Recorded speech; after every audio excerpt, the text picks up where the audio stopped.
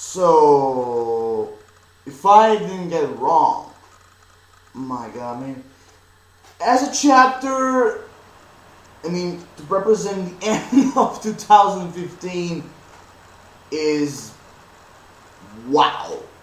The old story, Tears of Zoe, they go in its opposite direction. All this time, everyone was thinking that the Straw Hats and the Zoe arc is going to be concentrated on Kaido and his men. But after seeing the ending, things are changing definitely. They're changing definitely. They're changing. We are having, the Straw Hats are having trouble with Kaido's men, or should I say much more precisely, Jack. The Revolutionary Army are gonna fight the Blackbeard Pirates. Kuroye Kaizokudan. And now this, we have another Yonko coming in the Zoe story. And maybe we also have a lot more reasoning explanations what the fuck happened to Sanji. I can't believe that Oda put that big fat bitch, in the Zoe story. But if she is there, they also have the explanation, why the lion was there, why Sanji disappeared. But okay, let's just leave this for the end, shall we? Okay, so before I came to the real big part, I just only wish to say that this chapter at the beginning was very simple because after the flashback was ending, like Jack and the others left, we begin with the flashback. What happened actually that happened in 795. From that chapter's flashback, that's where we proceed to the rest of the story. And the last part, what happened is, that like I said, the story is finding all these means, ready to die and everything. Also in this chapter, we have the explanation of Caesar's poison gas, which actually have the effect that the person who is affected by that will die in 48 hours. So in precisely 24 hours have passed, so we at least have 24 hours left to cure the minx. And of course, Chopper, oh hey, you son of a bitch, you create this gas, you're gonna help me, remove it from the minx. We have to cure him. Come on, alright, everybody, let's go, cure the minx and everything. Also in this chapter, we have, what is really kind of interesting seeing and everything. At the beginning was really quite very simple because, like I said, we proceed with what happened in 795. Sanji, was looking for Nami, Brook, and everybody, and of course, Sanji defeated Ship's Head with a Jumbo strike, and of course, the Jack's followers, just back out. Just went away from Zoe, and of course, like Green Man, that Zoe, like that, Horn girl saying, we're gonna say to Kaido and Jack that we didn't find him, that he's not here. Finally, after all that torture and environment is being explained, only now they understand that the race is not there. Sometimes these pirates are really stubborn. Kaido's men are really stubborn. Alright, let's move on. So, after that, also we have the scene where you see Wanda trying to attack Nami, and of course Nami block her with the jumping and everything, and I have to say she get the moves, baby. The Nami's got the moves because she really defeated her easily and everything. And of course when you have Wanda pretending to make some kind of suicide term with the dynamite saying I blow you all to smithereens. Okay, about that, every single time when I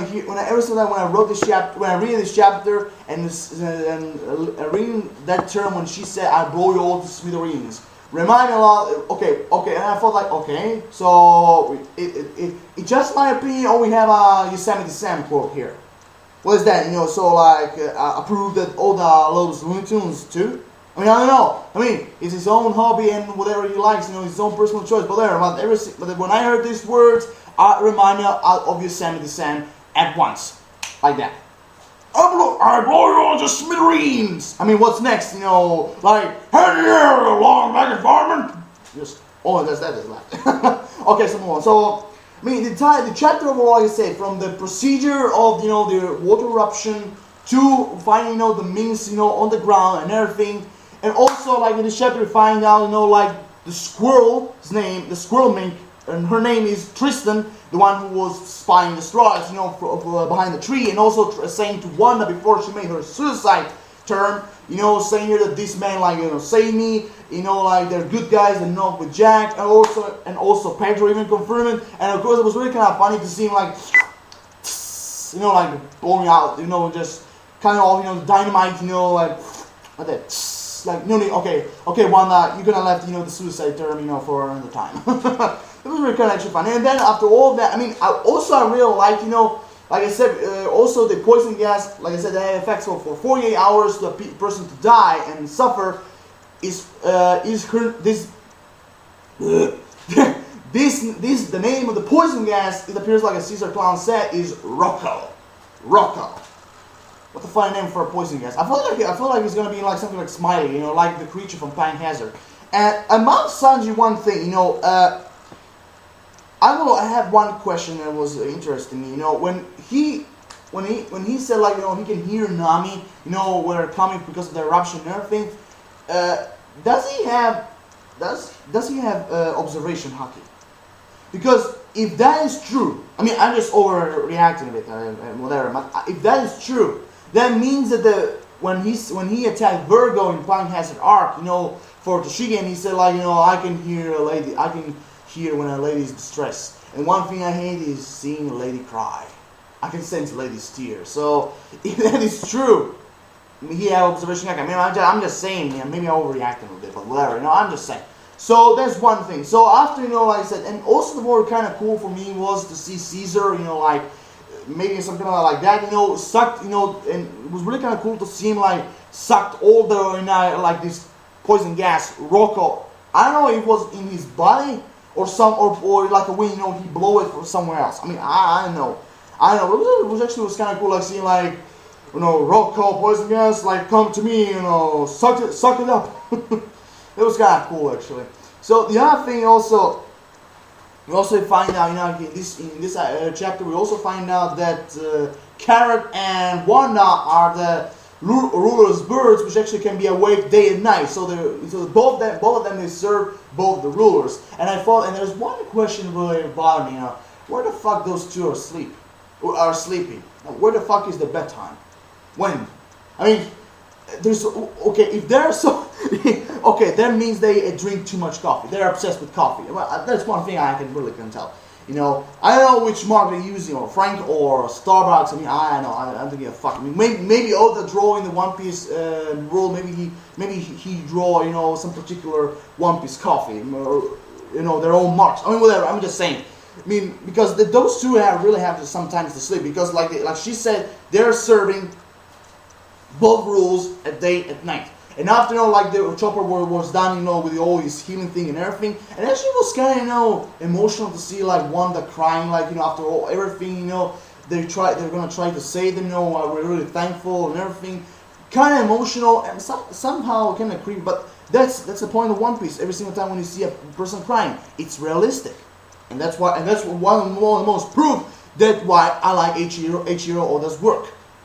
Because, you know, not only he brings action, adventure, comedy, but also drama and emotional parts, and that's why, you know, that's one of the main things why it makes like One Piece unique.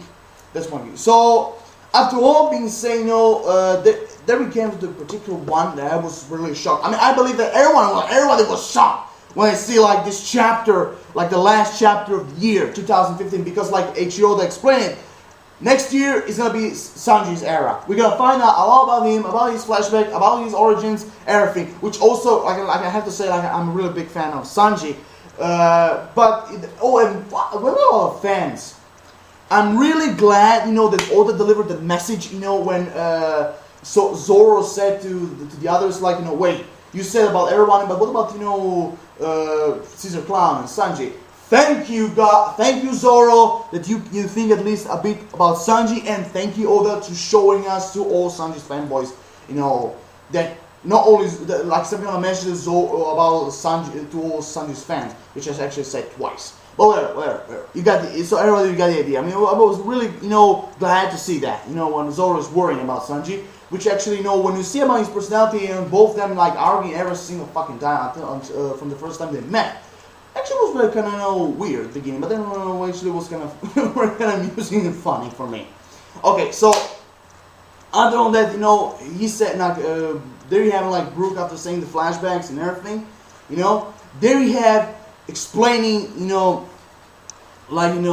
with his guitar, like listen to my song, I'm gonna tell you about Sanji's fate. Maybe Sanji's not gonna never return. Everybody, what? Like, and he look at the expression of Luffy's face, what? He explained to Lander he will come back.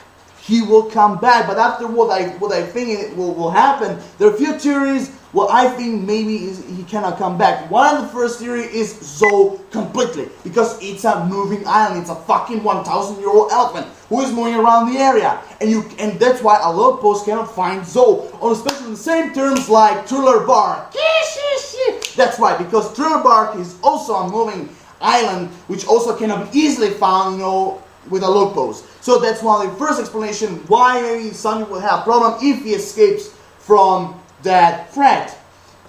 He will be very difficult for him and Caesar, if Caesar is with him, which I believe he is, to come back to Zou, which will be really difficult in that some point of terms. That's one thing. The other thing is, I forgot to mention, also we have a little bit that Wanda also believes that Jack is not dead, because like I said, because like she said to Brook, if you could see him fight, as such a strong guy as Jack, you can possibly understand why she doesn't believe he's dead. Which also I don't believe he's dead, and maybe we're gonna see him return on Zou. Maybe, I don't know. I'm just have this feeling, And by the way, when we talk about Zou, who the fuck is gonna be the main villain of Zou? Jack? Edward Weebly? I mean, who? I mean, for now, most people are saying Jack, but I don't know, because after this chapter, things will go on hype. No more. Take a hype, because a lot of things is happening right there, right now, across the global One Piece world. I mean, I just seen this last. Okay, with all being said, like that was the last part, but then now we talk about the other part. When I talk about, like I said, we have, which actually I was really kind of disappointed, like because seeing them, the weaklings, because easy way how the rest of the stars, with Q the bust, they get away from. Okay, it's about them. I mean, a lot of you will already know, but the part like I said, we had another fucking Yonko, that big fat bitch, Big Mom on Zou, which actually happened 2 days ago. When we talk about the current timeline, 2 days ago, fucking Big Mom has, or should I say Big Mom Pirates, because when Peckham was talking with her, it's confirmed that she's not on the ship. But which also, when we talk about Peckham's, it's already confirmed, like everybody was thinking, which actually was kind of obvious. Peckham's is a Mink tribe member, and for me, and now it's quite understandable why they could find Zou Island, because Peckham's is from Zou Island. That is his hometown. He already knows, how the Zou Island how Zou moves and everything. So I can assume, thanks to him, was very easy to find this island. Which actually, I really want to interesting what kind of terms he had with Peckham, with the other Mink tribes, because I was really wondering, because Beppo, he became a pirate, but of course, I can assume he lives in friendly terms. But when we talk about Peckham's, his personality and everything, I really want to know what kind of relationship he's gonna have with the other Mink tribe members. Does he will be friendly or unfriendly, or they see him as a traitor or something else? I mean, I don't know. It was really kind of interesting to see. And so Peckham said, the 2 members with me also will be enough to go out to destroy pirates. And for my assuming, who's going to be the second member? I mean, Bobin, no, he's in the Whole Cake Island headquarters. I believe that the Free-Eyed Girl is also it's also, you know, on the. I think she's also the Freya girl, also in the Whole Cake Island headquarters of Big Mom. I think she's also there because the last time we saw her, she was on the same island as Charlene and Big Mom. So maybe, I mean, I don't know. I'm just you know, making, you know, some kind of, you know, theories and everything. But whatever. For my opinion, the perfect partner for taking out the Straw Hats is Baron Tamago. None other than Baron Tamago. You know, the one who had this fucking pink hat, who, you know, to take, you know, to. I know, but. Seeing Baron Tamago, I always see him as a British type of pirate because, you know, he's a gentleman, you know, he's, you know, drinking tea and everything, I mean, and talking like he's all French or British, but whatever, that's another thing. So, that's another point. So, for my opinion, Peckhams will go with Baron Tamago. Or should I say, Baron Tamago will go with Peckhams. And it's really good to see that because I really wish to see their strength, their power. Even if Peckhams already is confirmed that he's a zone type Delphin user, which actually, you know, his body is about his size of a turtle shell, so in some way he cannot be hurt easily or broken. Well, there. So, and that was the end of the chapter. I mean, we're gonna have another Yonko who's going to Straw Hat's business.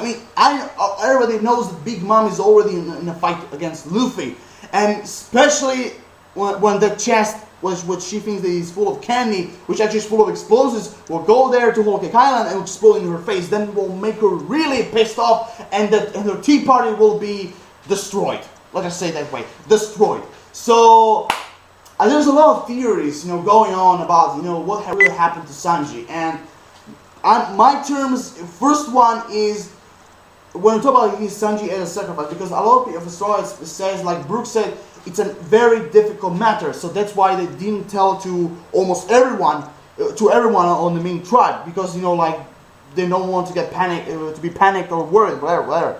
And so, I'm assuming, you know, that Sanji, or, for example, or he goes on another ship to try to make the Big Mom pirates going after him, you know, so they can, you know, not go on Zou or hurt anyone, or he sacrificed himself so the Big Mom pirates captured him, and Caesar Clown too, because don't forget, even Capone Gang Badge was with them. So capture them, and we're gonna have another Straw Hat rescue. Man, first was Nami from the Arlong pirates. I mean, from Arlong. In fact, well, that was most actually saving her village, but you get the idea. Because they still had to get not only their ship, but also her. Because, like Luffy said, you are one of us now, you will never, you know, abandon us. Just in the same way as she did with Nick Robin. Because the second rescue was Nick Robin from Enies Lobby, Cypher 9. And the other thing is, which I actually believe, that Sanji was captured by the Big Mom pirates. And it appears like they're gonna go after Sanji to rescue him.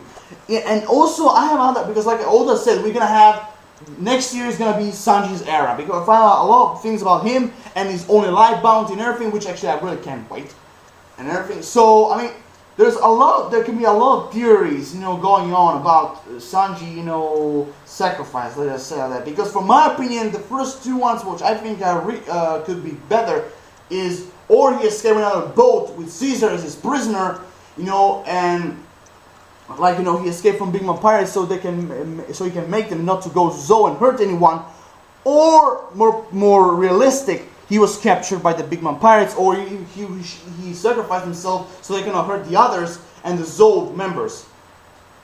Fair enough. And then they can all be actually explained, like, you know, please, you know, take me because I'm a great cook. I can produce a lot of sweets for Big Mom and everything. And so, I mean, that for me is logic explanation, but maybe it's a bit too easy. But there's one thing sure: if Sanji was 100% captured, we're gonna have another Straw Hat rescue. I mean, there's a lot of things going on. I mean, the revolutionary armies against the Blackbeard pirates. Straw Hats already have problems with Kaido, and now Big Mom is in the picture. I mean, even if he's already in battle with her, I mean, we're gonna have this 2016 is gonna be a huge, you know, huge mess up with all these big things, tables, whatever, you get the idea.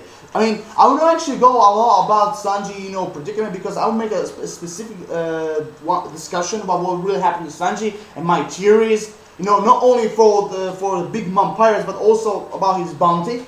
I'll make it somewhere tomorrow, maybe later today. I mean, I don't know. Because even if there are Christmas holidays, I'm still busy, so I think I'll make it tomorrow. Yeah, I think I'll make it tomorrow. So for now, here I am. The chapter overall with this ending was great. Was really great. I assume, like I said, partner packing is gonna be Baron Tamago. I don't see actually Bobin or the Three-Eyed Girl or anyone else to be with him. From very logically, and with this ending as the last chapter of One Piece in this year, because I think we don't gonna have any chapters until somewhere in January. I think it was something in the middle. Yeah, I think middle of January. I mean, I'm not quite sure. So because of the Golden Week and all the kind of festivities, you know, that the Japanese people have. Hope you like it. Appreciate it. Peace, everyone. Have an awesome rest of the day, and happy Christmas holidays. Happy New Year to everyone on Earth or whatever you're celebrating. Lord of Shadows, like always, signing off. See you next time.